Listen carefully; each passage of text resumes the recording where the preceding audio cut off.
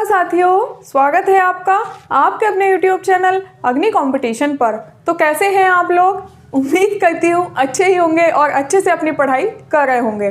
कल हमने वर्णमाला के इंपॉर्टेंट क्वेश्चंस जितने भी थे वो सभी कवर किए। अब हमारा वर्णमाला का टॉपिक कंप्लीट हो चुका है। आप चाहें तो कहीं भी किसी भी प्रैक्टिस साइट से उसके क्वेश्चंस लगा सकते हैं, प्रैक्टिस कर सकते हैं, या फिर उन्हीं क्वेश्चंस को जो मैंने कल करवाए हैं वो टॉप 50 क्वेश्चंस को ही रिपीट कर सकते हैं 2 से 3 बार, तो आप उनको कंठस्थ याद कर लेंगे।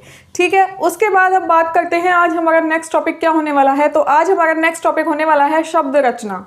ठीक है, तो शब्द रचना आज हम स्टार्ट करने वाले हैं। इसका भी हम सेम यही करेंगे कि हम पहले सभी शब्द रचना के बारे में, कितने प्रकार के शब्द होते हैं, क्या होता है, सारी चीज़ें पढ़ लेंगे। उसके बाद इसके इंपॉर्टेंट क्वेश्चंस करेंगे और जब हमारा ये सिलेबस कंप्लीट हो जाएगा उसके बाद मैं आपको प्रैक्टिस सेट्स प्रोवाइड करवाऊंगी और उन सभी को सॉल्व करवाऊंगी। चलिएगा स्टार्ट करते हैं। शब्द रचना। तो शब्द रचना मतलब शब्दों का मतलब क्या है। शब्द रचना पढ़ने से पहले या शब्दों के प्रकार पढ़ने से पहले हमें ये जान लेना आवश्यक होगा कि आखिर शब्द कहते किसे हैं। बहुत कॉमन सी चीज़ है, शब्द अक्षर हमने सब कुछ सुन रखा है, बचपन से सुन रहे हैं, लेकिन एग्जैक्ट मीनिंग हमको नहीं पता होता। बहुत सारे लोगों को पता होगा, लेकिन बहुत सारे ऐसे भी होंगे जिन्हें एग्जैक्ट अंतर नहीं पता होगा कि इनमें क्या अंतर है। चलिएगा देखते हैं। शब्द निश्चित अर्थ प्रदान करने वाले वर्णाक्षर युग्म। तो वर्ण आप पढ़ चुके हैं, वर्ण क्या है। वर्ण अक्षर युग्म में वर्णाक्षरों का जो युग्म होगा वो जो एक निश्चित अर्थ दे रहा होगा वो शब्द कहलाएगा। ये हमने एक लाइन की डेफिनेशन देख ली। आगे हम इसके उदाहरण देखते हैं। अगर अब हमने ये पढ़ा वर्णाक्षर यानी कि वर्ण प्लस अक्षर। ठीक है, तो वर्ण और अक्षर दोनों को मिला के हमारा क्या बन जाता है, शब्द बन जाता है। देखिएगा कैसे। वर्ण प्लस स्वर इक्वल्स टू अक्षर। अभी हमने पढ़ा वर्ण और अक्षर मिलके शब्द बन रहा है, लेकिन बात आती है कि अब अक्षर क्या है। वर्ण तो आप पढ़ चुके हैं, बात आती है कि अक्षर क्या है। तो अक्षर देख लेते हैं। वर्ण और स्वर को मिला के क्या बन जाता है, अक्षर बन जाता है, वर्ण और स्वर को मिलाकर। तो वर्ण और स्वर इक्वल्स टू अक्षर, इन दोनों को मिलाया हमने। अब क्या हमने पढ़ा, अभी हमने पढ़ा कि निश्चित अर्थ प्रदान करने वाले वर्णाक्षर युग्म शब्द कहलाते हैं। इतनी बात क्लियर है। अब बात आई वर्णाक्षर की। तो वर्णाक्षर यानी कि वर्ण प्लस अक्षर। वर्ण हमें पता है, बात आती है अक्षर क्या है। तो अक्षर क्या है, अक्षर है वर्ण और स्वर को मिला के क्या बनता है, अक्षर बन जाता है। जैसे कि वर्ण माँ में हमने ये हलंत लगाया हुआ है, वर्णों में हलंत लगता है। स्वर हमारा क्या बना, अ। ठीक है, स्वर हमारा आ है, म आ मिला के क्या बन गया, माँ। और ये क्या है, ये एक अक्षर है। ठीक है, ये एक अक्षर है। ये देखिएगा म, ये वर्ण है, ये स्वर है, दोनों को मिलाया म, हलंत है ये नीचे, प्लस आ इक्वल्स टू माँ, ये अक्षर बन गया। इतनी बात क्लियर। आगे देखते हैं। आता है म प्लस ह प्लस ल, यानी कि जब मैंने आपको क्या बताया कि ये क्या है, अक्षर बन गया है हमारा। एक अक्षर, 2 अक्षर, 3 अक्षर, मतलब अक्षरों को मिलाकर एक ऐसा युग्म बनना, या अक्षरों का एक ऐसा युग्म जिसका एक सार्थक अर्थ हो, एक अर्थ निकल सके, वो क्या बनता है, हमारा शब्द बन जाता है। जैसे कि म प्लस ह प्लस ल इक्वल्स टू महल, और महल क्या बन गया, एक शब्द बन गया। इतनी बात क्लियर है। लेकिन अगर हम कहें कि भाई हम अक्षरों को मिला रहे हैं, अक्षरों को मिला के शब्द बनता है, सब बोल देंगे कि अक्षरों को मिलाएंगे, अक्षरों को मिला के क्या बन जाएगा, शब्द बन जाएगा। लेकिन क्या हर बार हम अक्षरों को मिलाएंगे तो शब्द बन जाएगा? नहीं।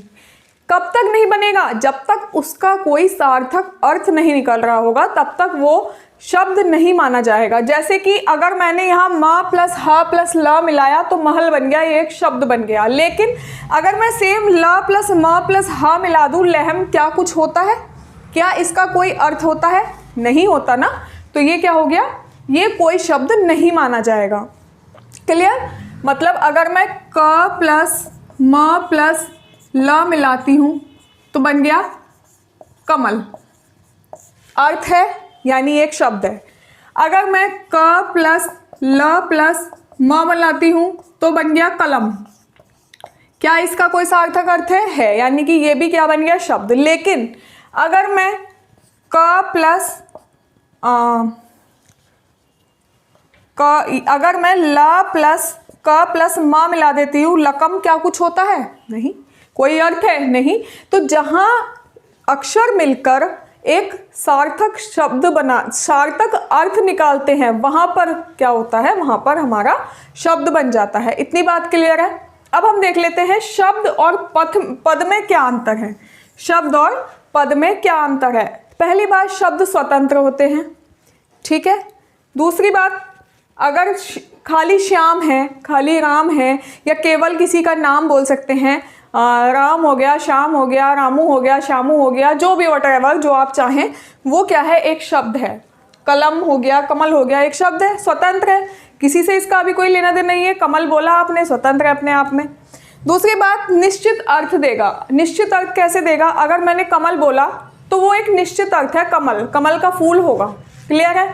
अब ये मत कहने लग जाना कमल तो हमारे पापा का नाम है, या कमल तो हमारे अंकल का नाम है। तो वो अंकल का नाम भी है अगर, तो वो भी क्या है? एक निश्चित अर्थ है उनके नाम का भी, ठीक है। तो ये बात क्लियर हो गई। इसके बाद हम देखते हैं पद। पद क्या होते हैं? तो शब्दों में परसर्ग या विभक्ति जोड़ के पद बनाए जाते हैं, ठीक है। इतनी बात क्लियर। आगे देखते हैं। जैसे कि श्याम ने, वहाँ पे खाली श्याम था, स्वतंत्र था, समझ में आ रहा था, अपने आप में पूर्ण अर्थ दे रहा था। यहाँ पे क्या है?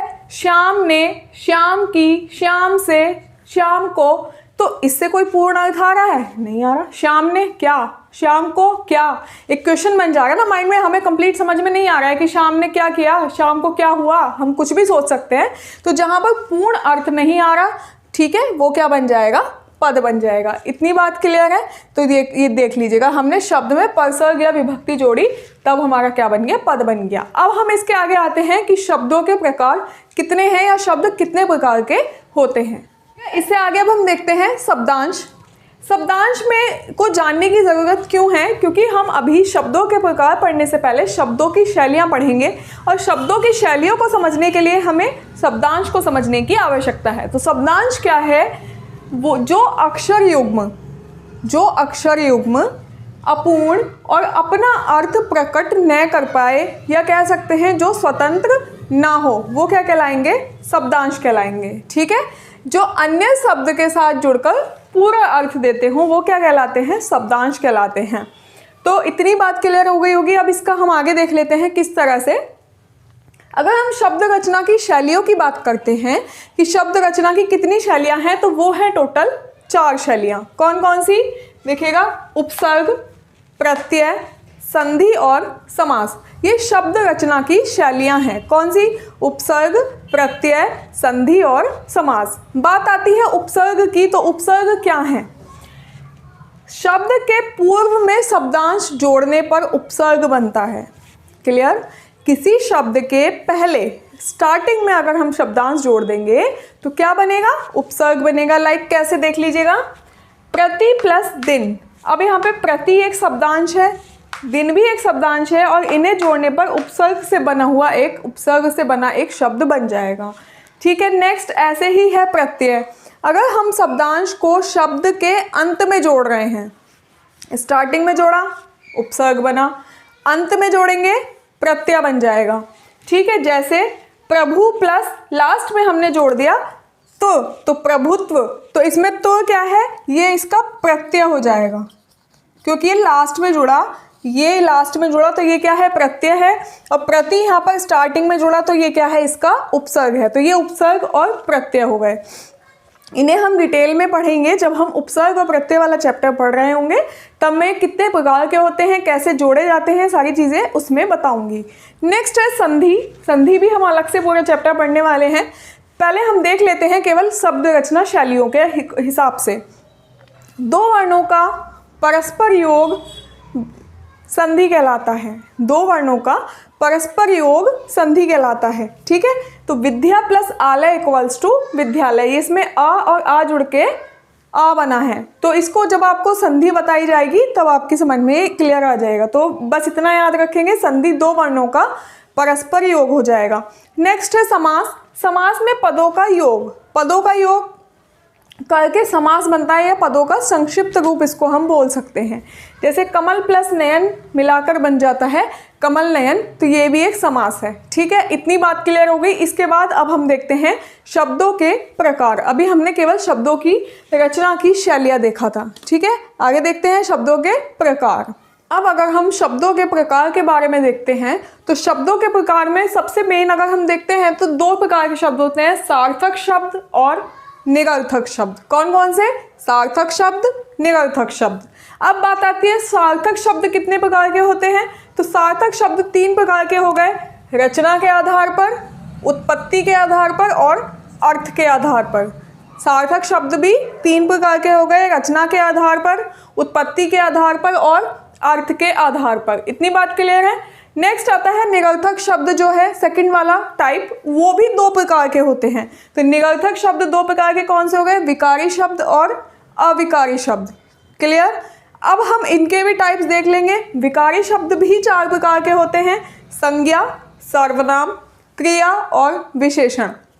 तो संज्ञा, सर्वनाम, क्रिया और विशेषण विकारी शब्द में आते हैं, जबकि क्रिया विशेषण, समुच्चय बोधक, संबंध बोधक और विस्मयादि बोधक किसमें आते हैं? ये आते हैं अविकारी शब्दों में। इतनी बात क्लियर हो गई होगी कि शब्द 2 प्रकार के, सार्थक शब्द, निरर्थक शब्द। सार्थक शब्द 3 प्रकार के, कौन कौन से? रचना के आधार पर, उत्पत्ति के आधार पर और अर्थ के आधार पर।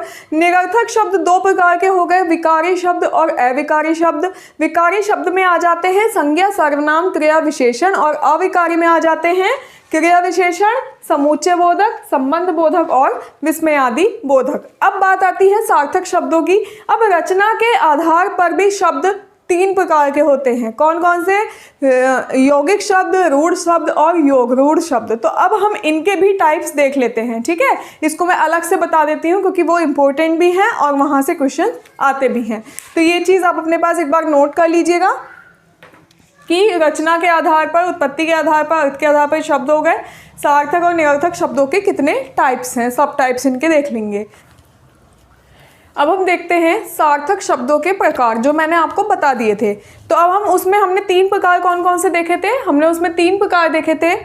रचना के आधार पर जो सार्थक शब्द हैं, जो रचना के आधार पर, उत्पत्ति के आधार पर और अर्थ के आधार पर विभाजित किए जाते हैं। तो सार्थक शब्दों में रचना के आधार पर कौन से हो गए? फिर से 3 टाइप हो जाते हैं रचना के आधार में।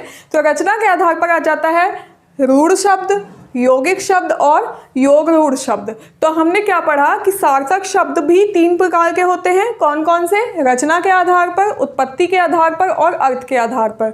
अब बात अगर रचना के आधार पर की जाए तो रचना के आधार पर भी शब्द 3 प्रकार के हो गए, रूढ़, यौगिक और योग रूढ़। बात होती है उत्पत्ति के आधार पर, तो उत्पत्ति के आधार पर शब्द हो गए 4 प्रकार के, तत्सम, तद्भव, देशज और विदेशज। अगर बात की जाए अर्थ के आधार पर, तो अर्थ के आधार पर भी शब्द 4 प्रकार के हो जाते हैं, एकार्थक, अनेकार्थक, पर्यायवाची और विलोम। ठीक है, अब बात वापस आ जाते हैं हम रचना के आधार पर। तो रचना के आधार पर जो 3 टाइप है, रूढ़, यौगिक और योग रूढ़, तो इन्हें पढ़ लेते हैं। यहाँ से क्वेश्चन बनता है। ठीक है, क्वेश्चन किस तरह से बन जाएगा? आपको दे दिया जाएगा गजानन में, गजानन कैसा शब्द है? रूढ़, यौगिक या योग रूढ़। अब आपको ये पहचानना होगा। ठीक है, इस तरह से आपको, या इनमें से कोई नहीं, 4 ऑप्शन दे दिए जाएंगे, तो आपको पता होना चाहिए कि कौन सा शब्द किस तरह से पहचाना जाता है। देखिएगा, पहले आते हैं रूढ़ शब्द पे। रूढ़ शब्द, पहली बात, इनका विभाजन नहीं किया जा सकता। रूढ़ शब्दों का विभाजन नहीं किया जा सकता। दूसरा, इनका अर्थ नियत होता है, फिक्स होता है। इनका जो भी मीनिंग है वो फिक्स होगा। ठीक है, उसको चेंज नहीं कर सकते। लाइक कैसे? घर, घर को ना तो आप विभाजित कर सकते, अब ऐसा तो है नहीं कि आपने विभाजित किया घ प्लस र, तो घ का भी तो कोई मतलब होना चाहिए ना। अगर हम इन्हें विभाजित करें तो एक सार्थक शब्द निकले, ऐसा तो होता नहीं है। तो ऐसे शब्द जिनका विभाजन नहीं किया जा सकता या जिनका अर्थ बिल्कुल फिक्स होता है, जो जिस रूप में वो दिए हुए हैं उसी रूप में उनका अर्थ समझा जा सकता है। जैसे घर हो गया, पुस्तक हो गई और आंगन हो गया, कार हो गई। तो ये सब चीज़ें, ये सब शब्द कैसे हैं? ये रूढ़ शब्द हैं। ठीक है, इनको हम विभाजित नहीं कर सकते। नेक्स्ट है हमारा यौगिक शब्द। तो वो शब्द जो दो शब्द या शब्दांशों के मेल से बनते हैं यौगिक शब्द कहलाते हैं। ठीक है, अब बात आती है, ये जो यौगिक शब्द होते हैं ये कोई तीसरा अर्थ नहीं देंगे, भले ये दो शब्दों से बनेंगे लेकिन ये कोई तीसरा अर्थ नहीं देंगे। जैसे विद्यालय, विद्या प्लस आलय बने दो शब्दों से, लेकिन विद्यालय कोई तीसरा अर्थ देता है? नहीं। रेलगाड़ी, रेल प्लस गाड़ी यानी कि रेलगाड़ी, लेकिन क्या रेलगाड़ी का मतलब किसी तीसरे सेंस में लगा सकते हैं आप? नहीं लगा सकते। मतलब जो दो शब्द या शब्दांशों से मिलता है लेकिन उसका कोई तीसरा अर्थ नहीं निकलता, वो कैसे शब्द होते हैं? यौगिक शब्द होते हैं। तो इसमें गाड़ी वाला आ गया और आपका विद्यालय आ गया, रेलगाड़ी आ गई। इन शब्द का ये दो शब्दों से भले बने हैं लेकिन इनका कोई तीसरा अर्थ नहीं निकल रहा। आते हैं योग रूढ़ शब्द पे। तो योग रूढ़ शब्द में दो रूढ़ शब्द मिलकर तीसरा अर्थ देते हैं। कैसे? जैसे कि हम कोई जैसे बनेगा यौगिक की तरह ही सॉरी बनेगा बिल्कुल यौगिक की तरह ही, लेकिन सिर्फ इतना डिफरेंस याद रखना है कि यौगिक में कोई तीसरा अर्थ नहीं निकलेगा जबकि योग रूढ़ में थर्ड सेंस निकल जाएगा। या फिर अगर आपने समास पढ़ रखा होगा तो बहुब्रीहि समास के जितने भी उदाहरण हैं वो सभी योग रूढ़ में आ जाते हैं। अगर आपने पढ़ा है अच्छी बात है, नहीं पढ़ा है तो मैं समास में आपको पढ़ा दूंगी। ठीक है, तो योग रूढ़ शब्द बहुब्रीहि समास के जितने भी शब्द आ जाएंगे, या दो रूढ़ शब्द जो तीसरा अर्थ देते हैं वो योग रूढ़ शब्द में आ जाएंगे। जैसे गजानन, गज प्लस आनंद। अब गजानन का तीसरा अर्थ क्या निकल जाता है? गणेश। ठीक है, लंबोदर, लंबा है उदर जिसका, या लंबा प्लस उदर, तो ये भी इसका थर्ड सेंस क्या निकलता है? गणेश। दशानन, दश प्लस आनंद। ठीक है, लेकिन तीसरा सेंस क्या निकल रहा है दशानन का? रावण। आई थिंक आपकी समझ में आ गया होगा। तो ये जितने भी बहुब्रीहि समास के उदाहरण होंगे वो सभी योग रूढ़ में आ जाएंगे, जहां हम तीसरा सेंस निकाल सकते हैं। होंगे बिल्कुल यौगिक जैसे, लेकिन यौगिक में थर्ड सेंस नहीं निकलेगा, लाइक विद्यालय, रेलगाड़ी, गाड़ी वाला, लेकिन योग रूढ़ में थर्ड सेंस निकल जाता है। इतनी बात क्लियर है। ये आपके रचना के आधार पर शब्द हो गए। अब आते हैं उत्पत्ति के आधार पर। उत्पत्ति के आधार पर शब्द चार प्रकार के होते हैं: तत्सम, तद्भव, देशज और विदेशज। बात तत्सम की होती अगर हम करते हैं तो तत्सम शब्द वे शब्द हो गए तत् प्लस सम। तत् मतलब उसके, सम मतलब समान, या कह सकते हैं संस्कृत के जितने भी शब्द होते हैं वो तत्सम। संस्कृत के ऐसे शब्द जिनका यूज हम अपने बोलचाल में या अपनी हिंदी के रूप में करते हैं वो सब क्या कहलाते हैं? तत्सम शब्द कहलाते हैं। जैसे ऋण, मात्र, नारी। हम हिंदी में नारी बोलते हैं लेकिन ये संस्कृत का शब्द है तो इसे हम तत्सम मान सकते हैं। तो इस तरह से ऐसे शब्द जिनका यूज हम अपनी बोलचाल में करते हैं लेकिन वो संस्कृत के शब्द हैं, या हिंदी के समान ही हम जिनका यूज करते हैं संस्कृत शब्दों का, वो तत्सम शब्द कहलाते हैं। जैसे ऋण हो गया, मात्र हो गया, नारी हो गया। बात आती है तद्भव शब्द की। तद्भव शब्द ऐसे शब्द हो जाते हैं जो तत्सम शब्दों का कह सकते हैं, हम बोलचाल में जिनको हम अलग तरह से यूज कर सकते हैं या यूज करते हैं। जैसे अगर मैं बात करूं कुकुर, तो कुकुर क्या है? तत्सम शब्द है, लेकिन हमने अपनी बोलचाल की भाषा में इसको कुत्ता बना लिया, तो ये क्या हो गया? इसका तद्भव हो गया। किवाड़ हो गया, हाथ, हस्त होता है, हस्त संस्कृत में होता है, तत्सम रूप है, लेकिन हम हाथ बोलते हैं, ये इसका तद्भव रूप है। तत्सम तद्भव में आपको ये चीजें बिल्कुल क्लियर कर दी जाएंगी। ठीक है, रात्रि का रात होता है, इसी तरह से रात्रि तत्सम और रात क्या हो गया? इसका तद्भव हो गया। तो जो संस्कृत से बने हुए शब्द हैं और जिनको हमने आजकल बोलचाल की भाषा में थोड़ा सा चेंज कर लिया है वो क्या होते हैं? तद्भव शब्द होते हैं। नेक्स्ट है देशज शब्द।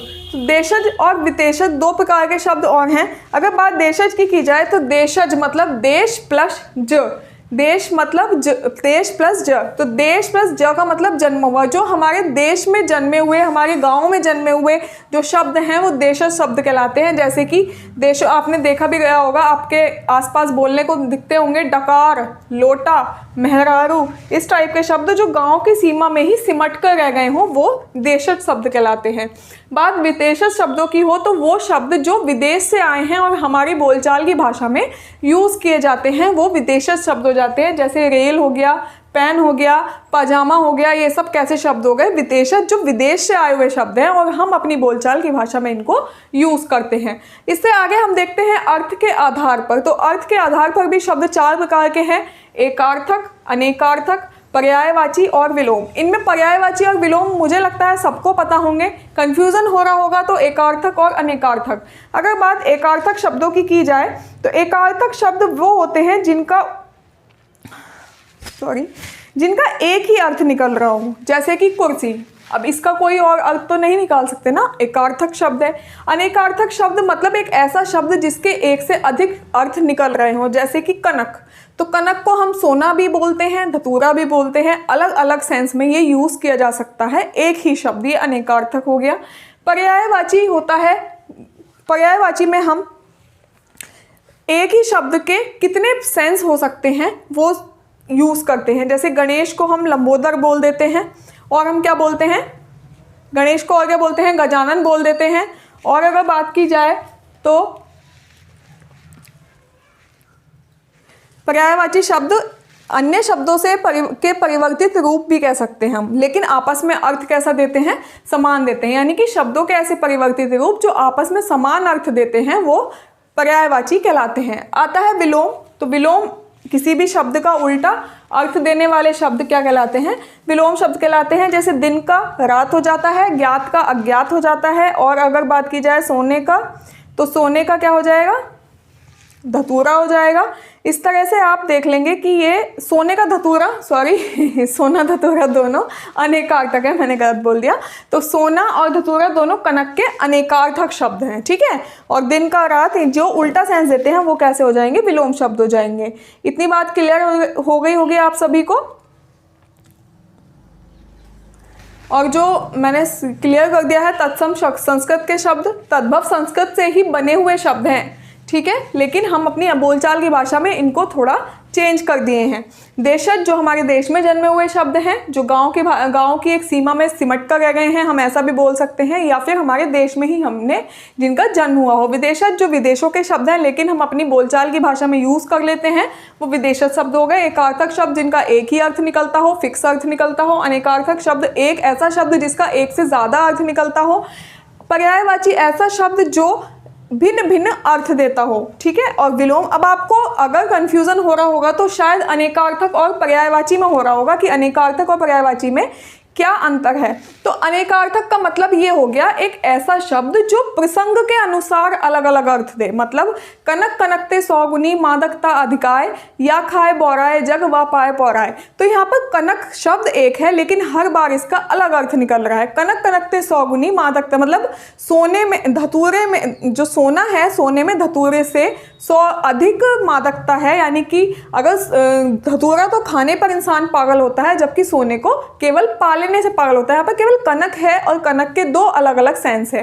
तो यहाँ पर अनेकार्थक हो गया। और पर्यायवाची का मतलब क्या होता है, पर्यायवाची, और देख लीजिएगा, पर्यायवाची का मतलब हो जाता है ऐसे शब्द जो किसी अन्य शब्दों के परिवर्तित रूप हैं, ठीक है। तो ऐसे शब्द जो अन्य शब्दों के परिवर्तित रूप है लेकिन सबका अर्थ क्या है, सबका अर्थ एक जैसा है। तो अब इन दोनों में आपको कंफ्यूजन नहीं हो रहा होगा। तो ये हमारे शब्दों के प्रकार यहाँ पर कंप्लीट होते हैं। नेक्स्ट में इनके क्वेश्चंस आपको सॉल्व करवा दूंगी, या जितने भी इंपॉर्टेंट क्वेश्चंस हैं, जो चीज़ें यहाँ पर रह गई हैं, ठीक है, क्योंकि यहाँ पर हो सकता है कुछ रह गया हो। शायद यहाँ पर संकर शब्द मैंने नहीं लिया है, तो अगर आप देखना चाहें तो मैं अभी बता देती हूँ। संकर शब्द ऐसे होते हैं जो 2 भाषाओं के मेल से बने होते हैं। तो वो कौन से शब्द, एक संकर शब्द इसमें रह गया है, संकर शब्द तो जो 2 भाषाओं के मेल से बने होते हैं। कोई भी 2 भाषाएं होंगी, अगर 2 भाषाओं को मिलाकर कोई तीसरा शब्द बन रहा है तो वो कैसा शब्द होता है, वो संकर शब्द हो जाता है। जैसे कि बाबू साहब, या फिर आप बोल सकते हैं मोटर गाड़ी। तो मोटर हो गया इंग्लिश का, गाड़ी हो गया हिंदी का, मोटर गाड़ी, ठीक है, ये एक संकर शब्द हो जाएगा। आज बस इतना ही, ये कंप्लीट हो गया है आपके शब्द रचना। और शब्द रचना में इतने ही टाइप्स होते हैं, मैंने सारी चीज़ें कवर कर दी हैं। अगर आपको कोई भी कन्फ्यूज़न है आप मुझसे कमेंट करके पूछ सकते हैं। मिलते हैं नेक्स्ट वीडियो में। नए टॉपिक के साथ या इन क्वेश्चंस का जितना भी जो भी मैं इंपॉर्टेंट क्वेश्चंस इनके लेकर आने वाली हूँ उनको मिस ना किया कीजिए, क्योंकि वे सेम क्वेश्चंस आपको एज इट इज़ एग्जाम में मिल सकते हैं। अगर चैनल सब्सक्राइब नहीं किया है तो पहले चैनल को सब्सक्राइब कर लीजिए, वीडियो को जल्दी से शेयर कर दीजिए और लाइक भी कर दीजिए। कोई प्रॉब्लम हो आप कमेंट करके पूछ सकते हैं। चलिएगा, मिलते हैं, तब तक स्वस्थ रहिए, हंसते रहिए, गाते रहिए, मस्त रहिए, पढ़ते रहिए। Bye bye, thank you.